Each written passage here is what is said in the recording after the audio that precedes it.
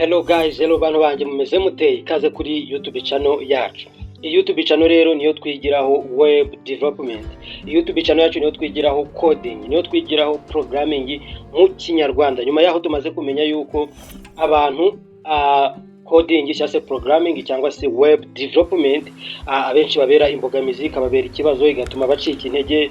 Hano twazanye icyo bita YouTube channel yitwa Mugisha Isayi, yagiye kujya itwigisha web development mu Kinyarwanda, tukandika code dusobanurana mu Kinyarwanda. So rero niyo mpamvu murimo kubona muri screen harimo icyo bita Edge Calculator. Iyi ni calculator twakoze dukoresheje coding. Iyi ni Edge Calculator twakoze dukoresheje coding. So guys, ndagira ngo mbereke rero iyi calculator twakoze, mbereke ko abantu benshi hari gihe bumva bashaka kwiga coding bitewe wenda nuko yumva afite igitekerezo mu byo twita problem solving, kuba wumva hari nka projet wakora igakemura ibibazo runaka cyangwa se igakemura ibintu cyangwa se igafasha abantu.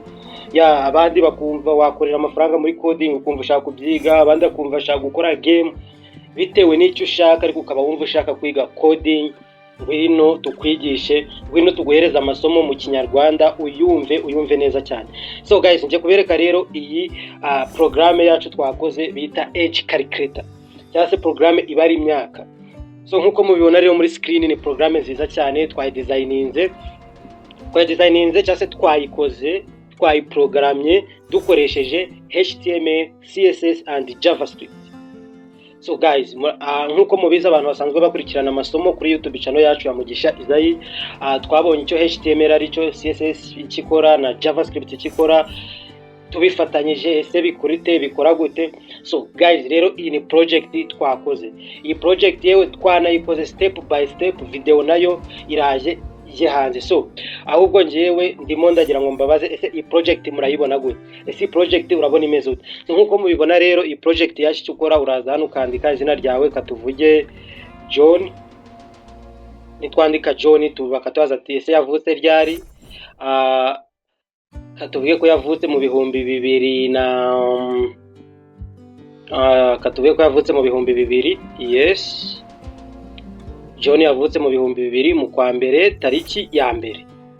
So nituza tugakanda kuri calculate age, baratubwira ngo hello John, your age is 25 years old.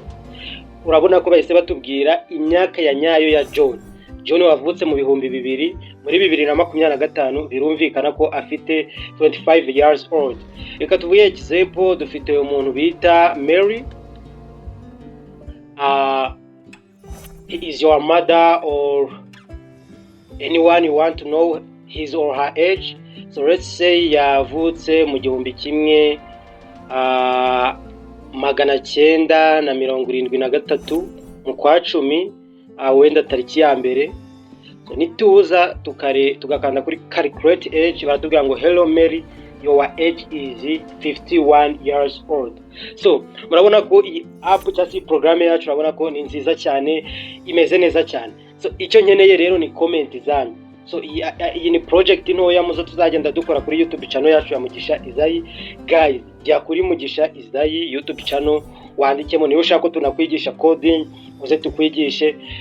Ndetse iyi project twayikoze step by step, jya kuri Mugisha Isayi YouTube channel urebe wige nawe icyo bita coding. Ikiza nuko tubyiga mu Kinyarwanda, tukabikora mu Kinyarwanda ku buryo everyone, ku buryo buri muntu abyumva kandi neza cyane. So rero guys, kwandikire muri comment tubwire ese iyi project uyibonye ute, ese urabona imeze gute, duhereze comment utubwire nuko ubibona, n'abashaka kwiga mukande like, share ndetse na subscribe. Ikindi hari WhatsApp group iri muri YouTube channel description. Niba wiga coding, niba uri kwiga coding, ngwino muri WhatsApp group, aho ugeze ikibazo ubaze bagenzi bawe cyangwa se bagufashe cyangwa se witwigire hamwe n'ibindi. So guys, thank you for watching. Gusa mwibuke gukora comment mutubwire ese murabibona ute, ese bimeze bite. Thank you so much.